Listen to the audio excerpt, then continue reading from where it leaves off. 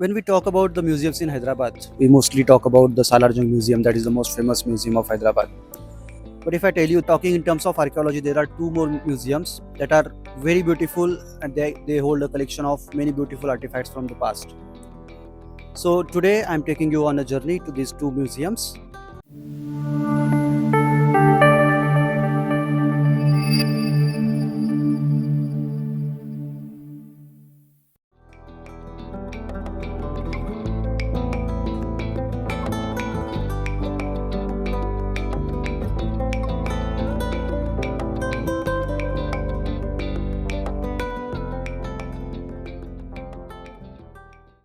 And I'm right now at the State Archaeological Museum that is in Hyderabad itself.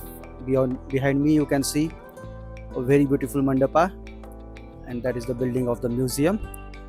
And there there are these beautiful sculptures everywhere.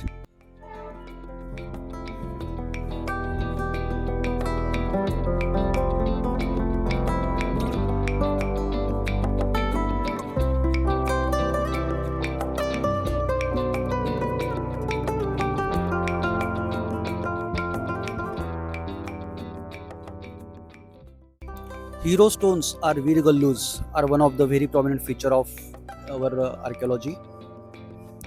Here in this sculpture you can see a warrior. He is holding a weapon in his hand, sword, तलवार और एक ढाल है उसके पास. And there is this lady Chamardharini who is actually fanning him. Similarly, there is another virgallu here. You can see the Chamardharini. The warrior has his hair tied. They probably used to have long hairs. He is holding a sword in his hand, and there is something else, I think a flower kind of thing in another hand. He is wearing some jewelry, short clothes, nothing in the feet. So probably he was a foot soldier, a lower rank soldier. And here, I don't know if you can make out, but there is a sun and there is a moon. So it is said that the glory of this warrior will remain as long as sun and moon are there in the sky. In this museum, you can see a lot of such virgallu structures from different era.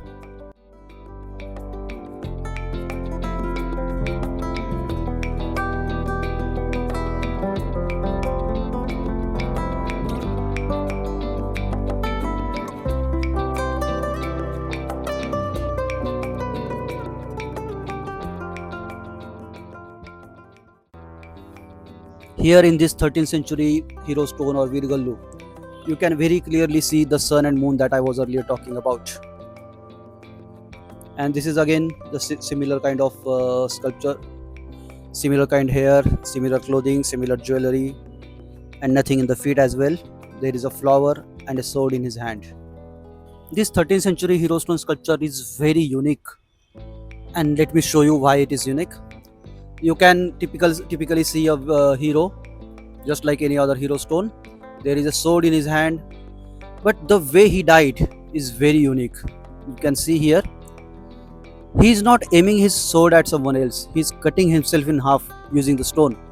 You can see even the part of his stomach intestines coming out because of the sword. This is kind of a suicide dying. So the hero killed himself. I don't know the reason.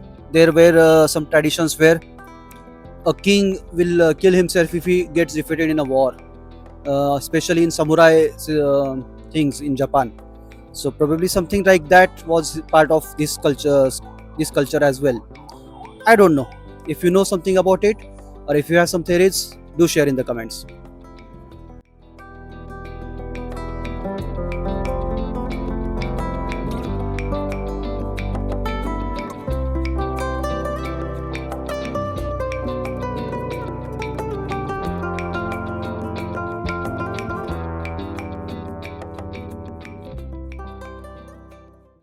This one is top portion of one of the inscription stones.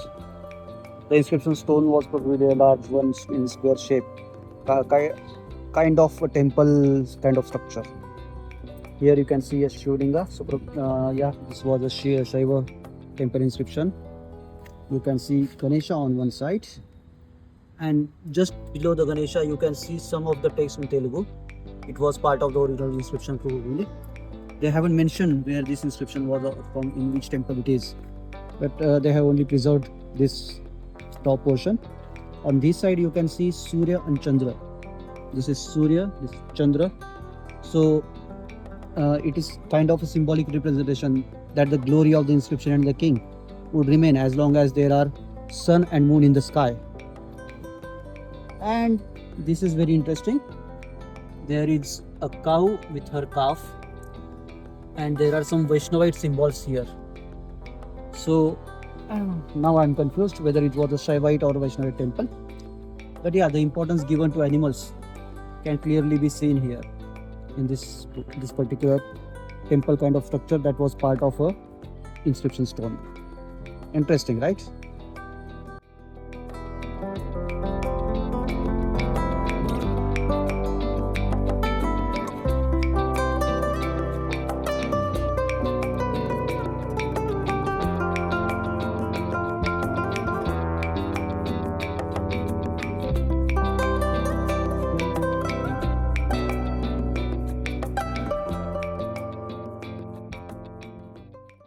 This is the gallery of stone inscription in Telugu and Kannada scripts at the State Archaeological Museum of Hyderabad.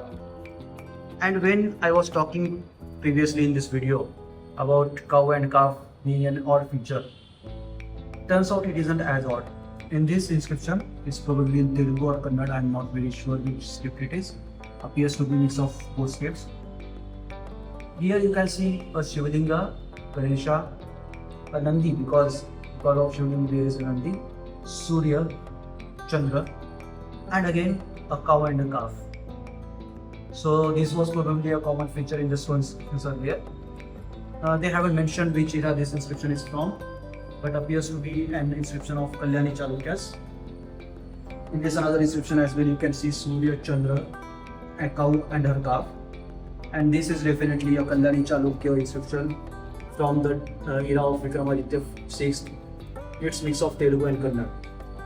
In this museum, you can see many such stone inscriptions. If you want to study about the history, stone inscription is the most important part that we need to understand.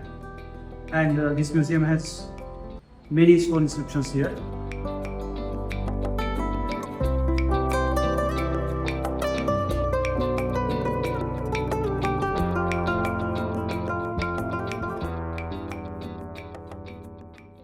This particular gallery is very special because it holds one of the relics of Gautam Buddha, and they have preserved it very well here.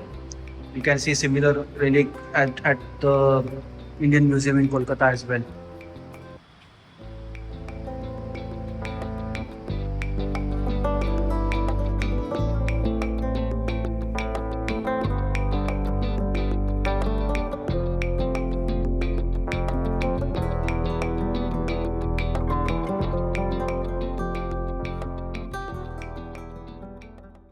There is this board of Jain Sculptural Gallery, and it shows the direction this side. But I didn't notice any gallery there. When I went there, there was just a few paintings, Sinhasan, some older royal things. I could not find the Jain gallery here.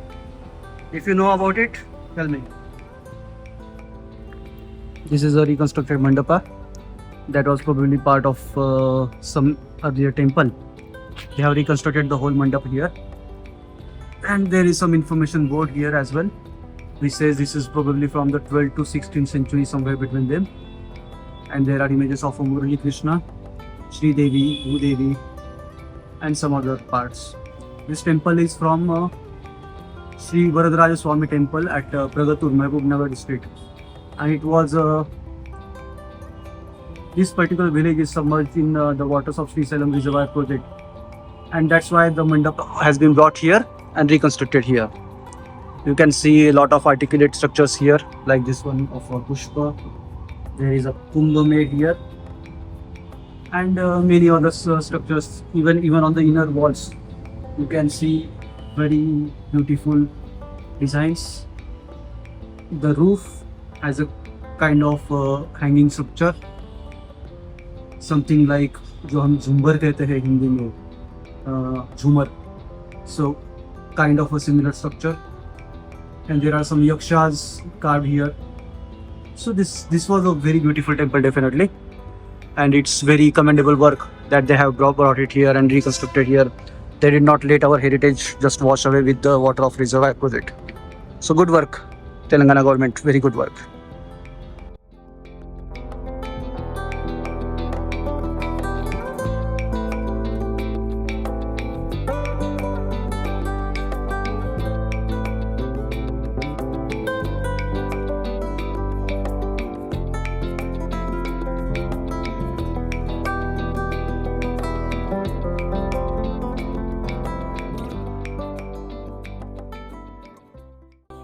This particular sculpture is named as Chamundi here, but if you see this sculpture, you can see a trishul in one hand and a damru in another hand.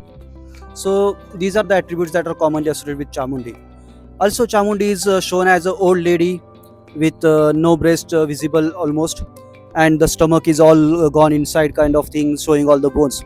But here you can see the lady, the deity that has been shown is a young lady. Also, Chamundi is shown with a garland of human skulls, but here you cannot see a single skull or single garland of that kind of thing. In fact, you can see some of the very beautiful jewelry, probably made of gold or something. You can see the bangles in the hand. In both the hands there are bangles. There are some jewelry at the waistline as well. There are some metal garlands, earrings. So these definitely cannot be Chamundi. This is probably a sculpture of Maheshwari, the feminine energy of Shiva, Mahesha. And this is not a new thing. There are many such mistakes in many museums, probably because of the human error or negligence, I don't know. But many times sculptures are wrongly named in many museums. Have you come across any such mistakes in any museum? Do share in the comments.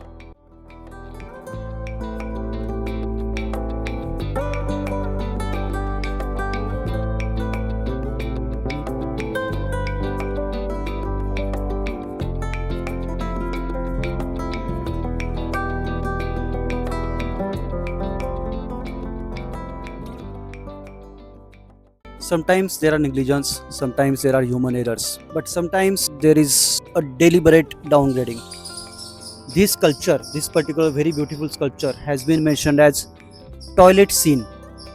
I don't really understand how this is a toilet scene, because you can see a very beautiful young lady who is doing a shringar. She is holding a mirror in her left hand and she is setting her hair while looking at the mirror. There is an elephant. I don't know if it is an elephant or some other animal at her feet. And this is a very beautiful, very artistic sculpture. This is the sculpture of a Darpan Sundari or Darpanika, one of the Sura Sundaris. And they have mentioned it as a toilet scene. How? Why? I mean, why exactly? Why so much downgrading of Hinduism or our sculptures?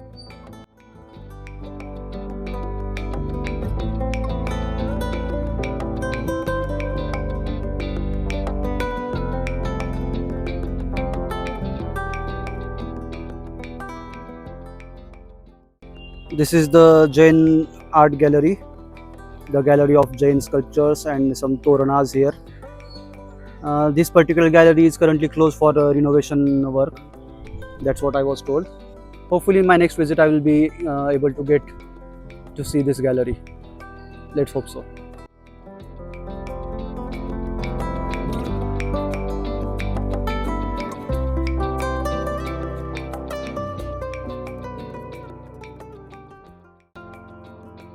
After visiting the Telangana State Archaeological Museum, now I have left for my next stop. On this busy street, there is this particular building, the Department of Heritage Telangana, Government of Telangana. And this museum hosts a very beautiful museum of architectural elements, archaeological history or history pieces, and very beautiful sculptures. So now I will be walking inside the museum and I will show you around how the museum is.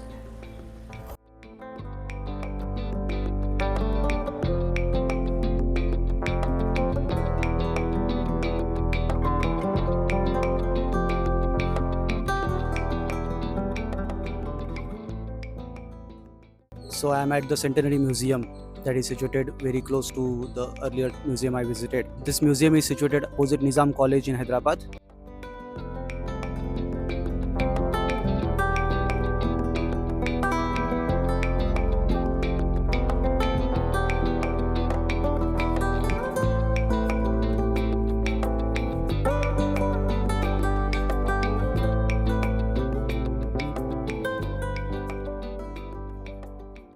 This particular museum was established in 2014 as a celebration of completion of 100 years of the Department of Heritage and Museums in Andhra Pradesh, that time Andhra Pradesh.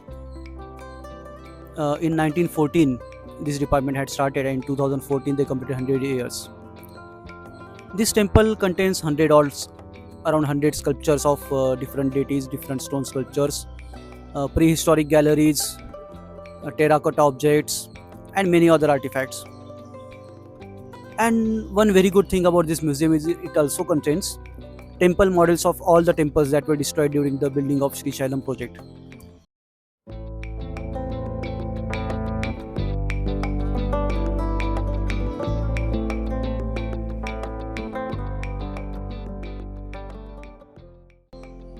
Sri Shailam is one of the Jyotirlingas situated on the border of Andhra Pradesh and Telangana, and they have built a large dam there on the river Krishna, just nearby to the town of Sri Shailam. And when this dam was being built, there were 100 odd temples, 100 ancient temples in the villages that got demolished during the building of the project because of the backwaters. The place where today backwater is there of the dam, there used to be many temples. So government of Andhra Pradesh at that time took efforts to collect sculptures from the temples, and they also have created temple models of these of all the temples that were demolished. They have created models, and they have put up the models in this museum. And the sad part is not many people know about this museum.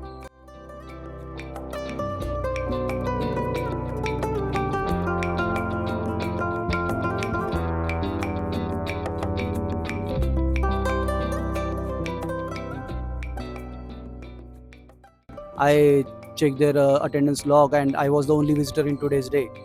And for almost a week, there was no visitor, just some school students or school trips that used to come here, and that's it. The common visitors, the researchers like me and you, they don't come here very often.